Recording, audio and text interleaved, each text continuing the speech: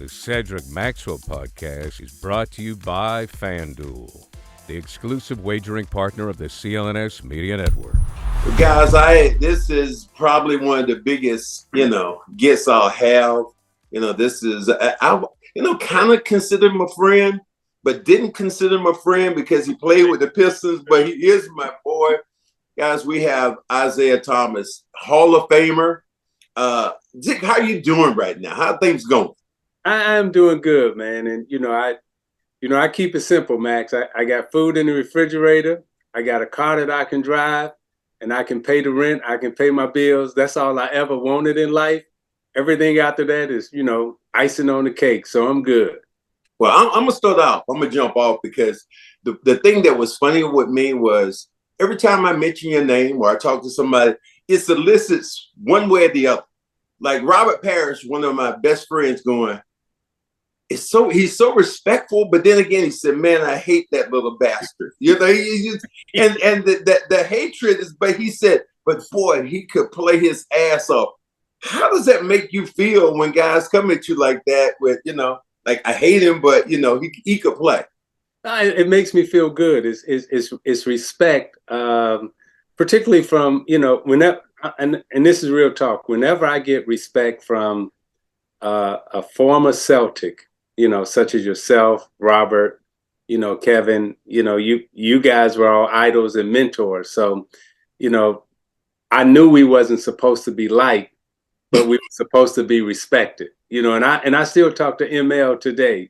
So it's the respect factor is there. And I followed y'all, Lakers Celtics series. So I saw how y'all competed, and it wasn't a matter that you didn't like Magic Johnson or didn't like Kareem, but you respected them and you wanted to compete and play against them. And that's what we took. That's what I took. That's how I learned how to win in the NBA. So, I ain't friendly enough with him to call him Robert. I still call him Chief, and I just remember him beating up Laimbeer under the basket. I asked him about that. I said, "Chief, were you afraid that there was some more Pistons coming at you?" He said, "I was thinking about that, and nobody came, so they must didn't like him." So I was like, "Okay, all right." No, it's not that we didn't like Laimbeer. It's that we were afraid of Chief.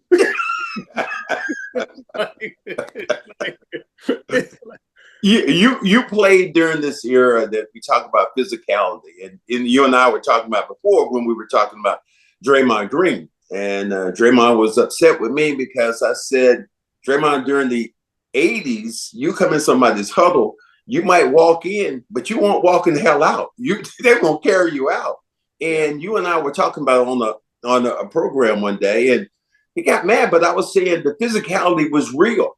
There's a scar that's over one of them eyes of yours right now. Yeah. That Carr Malone gave you. Yeah. That wasn't because you were doing anything wrong, but you were just coming towards the basket. I got one from Carr Malone on this side. I got one from Bill Cartwright on this side. That's just how it was. When you were a small guy coming into the lane, the big guys took that as an insult. And as a small guard playing behind me, all I heard was this, Matt. I heard y'all back there hitting each other, bodies pounding and everything else. And so I think there was more or less a protect your team. This is our area, walking into somebody else's huddle, coming into, their locker room and stuff like that. There was a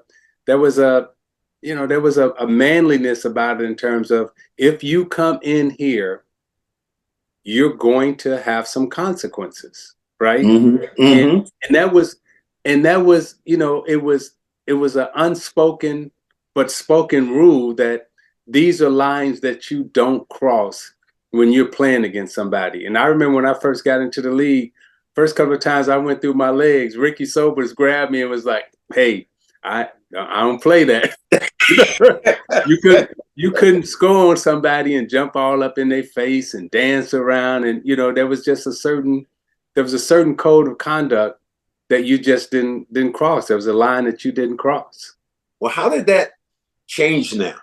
Because we look at guys, for instance, because I have to ask you about Ja Morant. You've always been a great mentor to a bunch of guys in the NBA.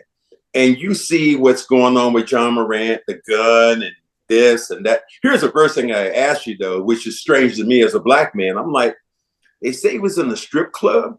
And I'm not saying you've been in one, but I've been in one, whatever. But in order for you to go in the strip club, don't they check you for weapons when you get ready to go in? So I don't even know how the hell he got in. But I just wanted to ask you, what do you see going on in his life that is just crazy right now? I'm gonna speak to it from a personal, how I grew up, and it's well documented. All my whole family was, drugs, and we grew up extremely poor, and gang violence and all of that, right? But at the same time, you grow out of that, and in growing out of that, what's the next stage? Now, you and I were fortunate enough that when we came into the NBA, there were veterans on the team. There were old heads around the team. The things that I always admired about the Celtics, right? Whenever you go to a Celtic game, there are damn legends walking around that arena. The Celtics legends are there. Charlie Scott grabbing me and talking to me, and I'm looking at Charlie Scott like, damn, man, you talking to me. There's always legends around that organization. So consequently, you have a history of wisdom and knowledge to pass on. What I see that has happened in Memphis, right, is that when you look at them organizationally, who are the old heads? You got a young team, and it's great to have a young team of 27 and under that's got a chance to do great things in the NBA. But you got a young team of 27 and under, and the average salary is 10 million to 40 million. And if you put 15, I can't think of no industry where you got 15 young guys all making 10 to 15, $20 million, and there's no wisdom or veterans or anything else around. So while Ja, clearly has spun out, when I ask, well, why did he spin out? I go back to, well, where's the wisdom and the knowledge around that says, hey, you can't do that, young fella. Let's go here. There doesn't seem to be a infrastructure around that team that kept him from spinning out. Now that he's out, can he find his way back in? Of course he will, because guys like us, we're all saying, hey, we love you. Everything's going to be all right. And we've seen how guys have gotten out of control and then got back into the good graces of the NBA and went on to have successful careers. Well, you say that, and that brings me to a name, and I'm going to do some word association here. Dennis Rodman. Tell us about it. I remember you were telling me before when you first got Dennis Rodman, you like, Max, you said, this dude right here is a beast. And he is coming there. And I was like, come on, Isiah. I can't be this guy. I can't be this. And sure enough, everything you said about him was remarkable on the defensive end. Yeah, I remember we played y'all in Hartford. And Kent Benson, remember Kent Benson? Remember Kent Benson as he got 56 scored on it against Kevin McHale. I do remember that. So we come out of the huddle, and Larry, I think we up one, and Larry look at me, and Benson come to guard him, and he looks at me and he goes, and he called me Cheesy. He goes, Cheesy, and he pointed right at Benson. You putting him on me? Of course, he made the last basket. We lose, right? So the next year we playing y'all in Hartford again, and I'm like, okay, I got something for y'all now. And that's when I started talking about Rodman. And the first time I met him,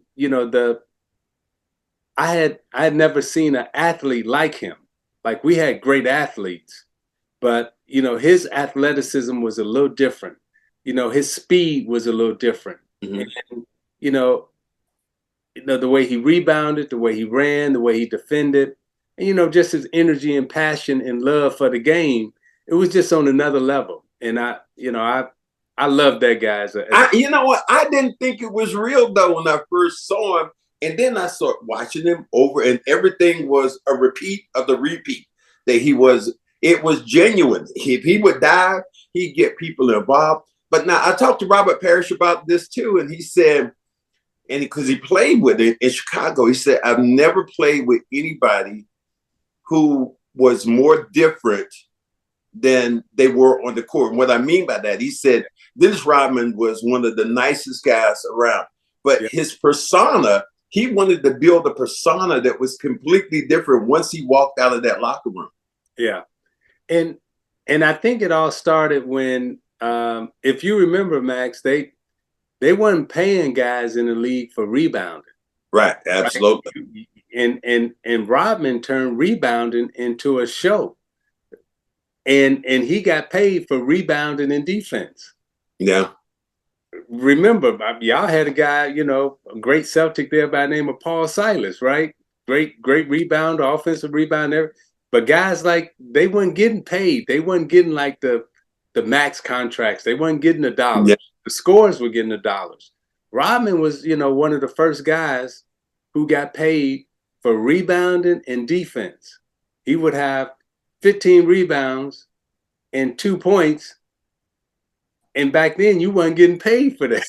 Yeah, there's no question. And so, in terms of his personality, right, it's like Rodman, and I'm sure Chief would tell you, right, off the court, you couldn't get 2 words out of him.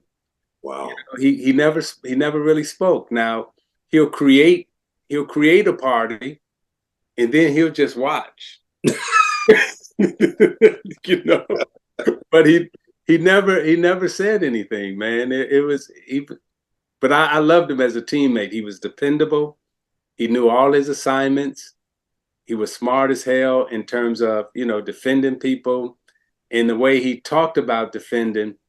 I'll never forget, we were playing against Golden State, and that's when Otis Smith was playing against Golden State. Yes. With Golden State. And I remember, you going over the scouting report in the locker room, and Chuck, would always have you read your scouting, report and, who you were guarding. And so Dennis gives his report on Otis Smith, and he goes, well, he's right hand, left hand, and, he does this and does that. And so everybody started laughing. What do you mean he's right hand, left hand? He right hand, left hand. He shoot his right hand, he shoot his left hand. and so Chuck goes, Dennis, is he ambidextrous? And Dennis goes, I don't know if he ambidextrous, but I know he right hand, left hand.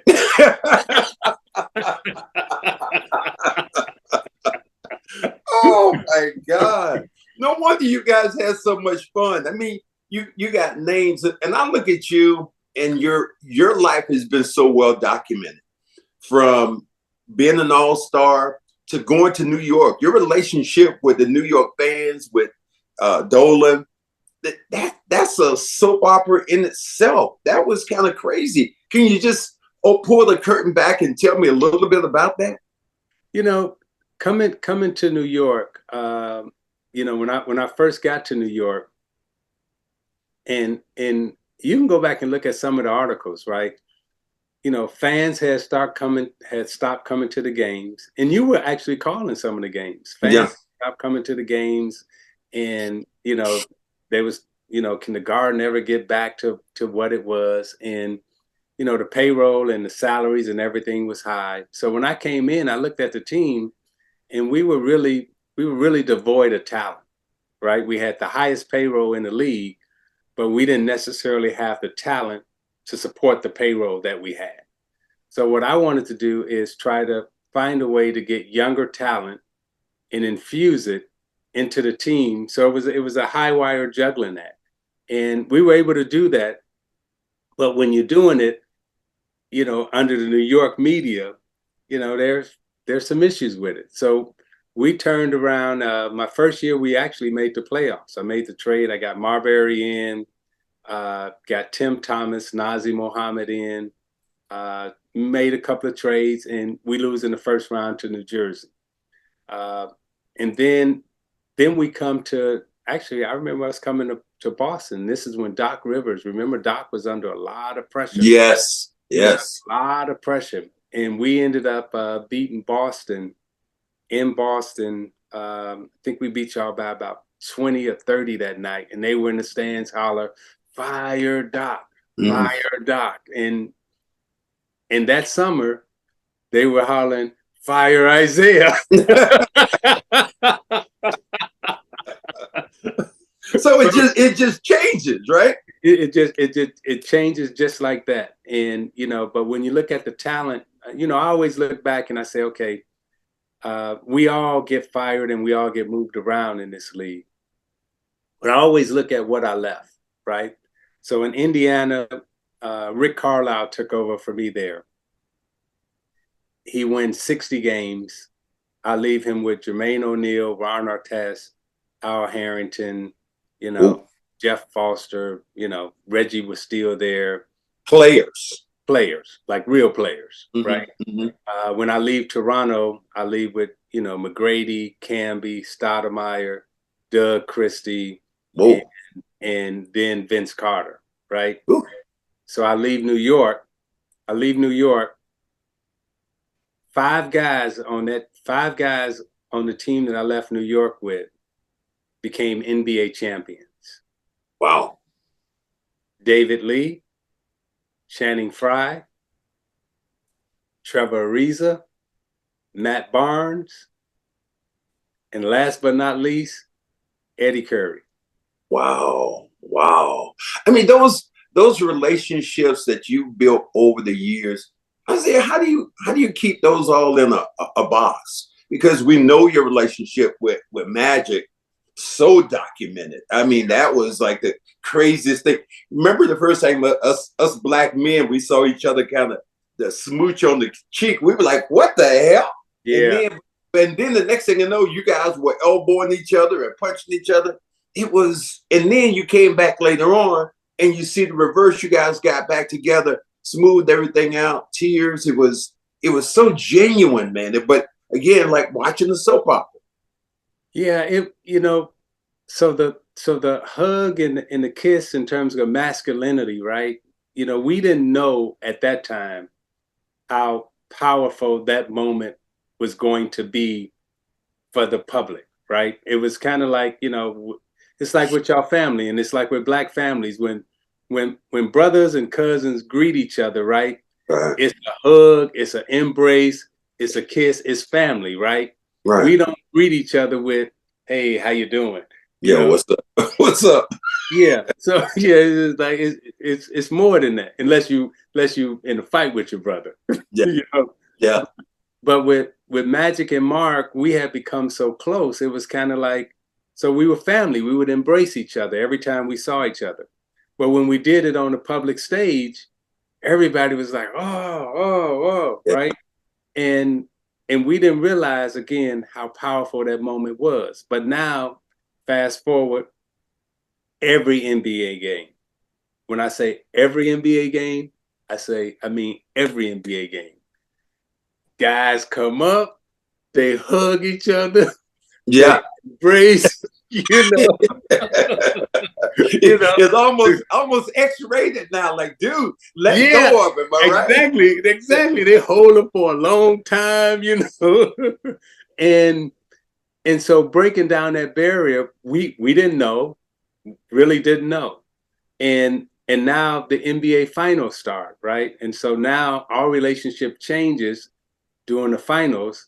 Now it's come out that Riley told him, "Hey, you can't be friends with Isiah," and he had to stick with his Laker group, and and elbow me, and I jumped up like, "Hey, man," because that's the first time he had hit me. Now I saw him hit you and Larry and everybody else. I ain't never. Well, yeah, my boy ain't gonna hit me. Man, damn, like, what the hell, man? So I had never felt the championship sting of competitiveness, right? I've watched y'all, right? And as you know, I was at every Lakers Celtic championship game. How did you get your damn tickets? Every time I looked around, I'm like, how is Isiah and Mark always in the front row of these games? like they're really fans of the game. Like, how did they get there? Man, we were taking notes, and we were just so enthralled by, again, y'all were the pillars, right? And everybody was trying to get to, how do we get to championship games? Like, y'all had a lock on it. Remember, Mark was in Dallas. He was on the West Coast trying to beat the Lakers.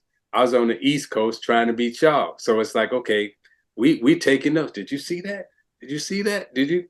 Man, I never forget. Who was on the foul line? Somebody was on the foul line. A Laker was on the foul line. It's a close game. James Worthy. Yes. Two times, right? 2 times, right? So, yeah, walked across the line and did that. I was like, did you see that? I was like, and so the mind games that y'all was playing, and now I'm at the Garden, right? And now it's, now you got my memories coming back. So James Worthy on the sideline, taking it out next to the Laker bench. He go to make the inbound pass. Oh, Henderson steals it, right? Yeah. Sit up. I mean, these are big time moments. I mean, huge moments. I'm there when Magic dribble out the shot clock, waiting for Kareem to come across, and yeah. And so you watching all those failures, but then you see the comeback, right? I'm at that airport Marriott hotel with y'all. Yeah. So Casey Jones, ML Carr, and I got to give Red a lot of, Red and Jerry West at that time. They were so unbelievably welcoming and nice to me. Wow. Because Max, they let me in your locker room. They let me hang out. They let me. I was at the Lakers exit meeting, right? Wow. I was in the room at the exit meeting. So I'm at the airport Marriott. I think it's game 5. Y'all had lost game 4 in Boston, and the Lakers beat y'all pretty good. And Larry came out and, he called y'all some words in the newspaper. We can't call the sissies. I'll say we can't say that today. We lose our jobs. Look, it's a podcast. I'll go ahead. I'll use that word. But, yeah, he called y'all. You can say it, Mm-hmm. But that was all in the newspaper, right? And so now we come back now we come back. It's okay. Live it, brother. Live the dream. Live the damn dream. So now game 5, I'm right under the basket. It's a ugly game. I mean, just a real ugly game. Ain't no flow to it. Ain't no continuity. It's just beat up, bang up, right? But last play, one of the last plays of the game, DJ enters it to Bird, and I'm standing there watching. And Herb comes off the double team, and I'm like, no, I've seen this before. And I'm like, no. Kicks it right back out to DJ. DJ knocked down the jumper from the foul line, 17, 18 feet. Boom, game. I'm like, man.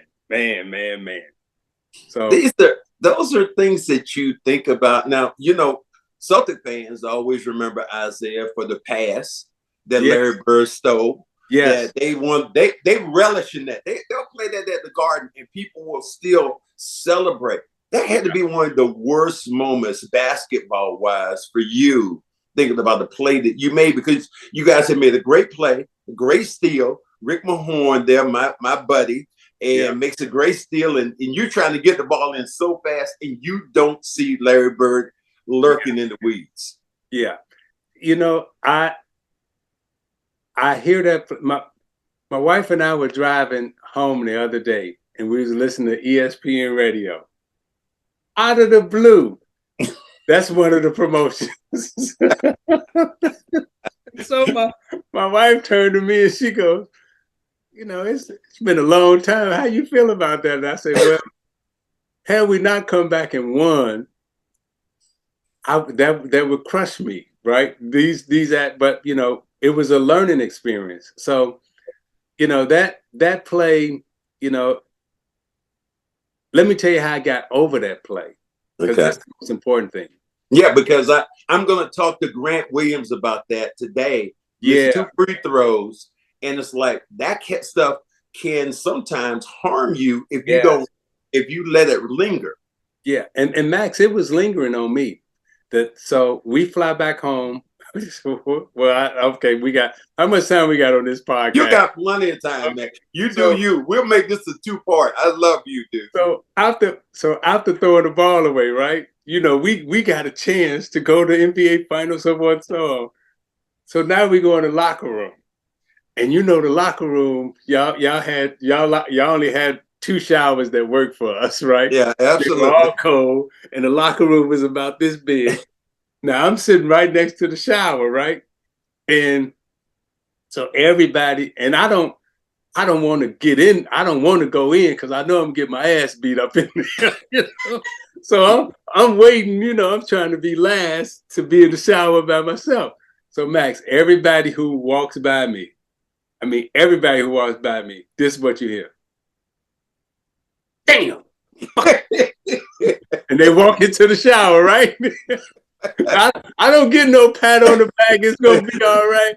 Everybody walk by and then they go in, right? And it's like a single file line, right? And then they stand there like Lamb was brutal. Brutal. So he walks by and he's like,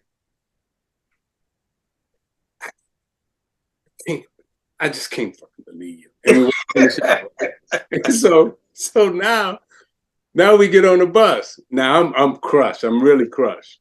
Now we get on the bus, we get on the plane, and John Sally is the first one who taps you on the shoulder to say, hey man, it's gonna be all right. And now I'm so pissed, I'm taking it out on him. What you mean, man? But how I got over it, Max, I didn't go to practice the next day. Wow. I was so crushed because remember, I'm the guy that's never made a mistake. Yeah. I'm the guy that's made the big shots, hit the free throw.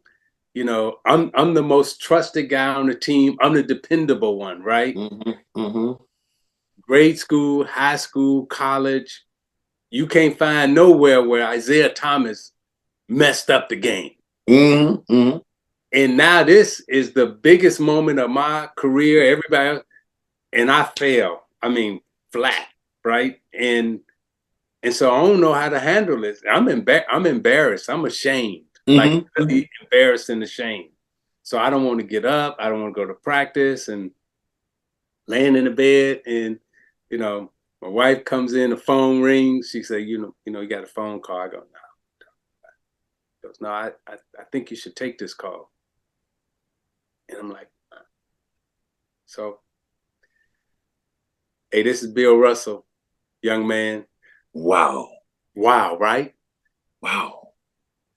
Everybody fall off the horse. You need to get up, get back on the horse. It's going to be all right. Damn. Damn, right?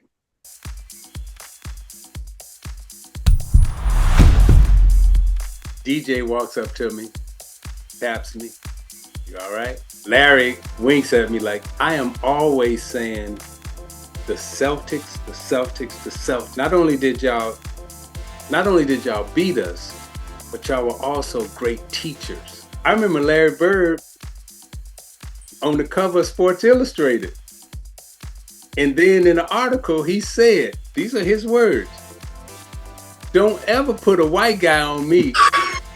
I'm sitting there watching like everybody else. I'm anxious to see because this is the first time that I ever get a chance to peek behind the Chicago Bulls curtain. Now he calls me an asshole and then says, I hate him. This. Yeah. Hate's a big word. Hate's a big word. Ain't nobody ever said that. Yeah. About me. All of y'all, when y'all were players, y'all elected me to be the president of y'all union. And I've stood firm and tall And I ain't never tried to backstab nobody. Ask Danny Ainge to tell you how Jaylen Brown got to Boston. Why? See, that is not around, but you got to tell me quickly now because you got to speak right now. How did he get there? Well, The Cedric Maxwell podcast is brought to you by FanDuel, the exclusive wagering partner of the CLNS Media Network.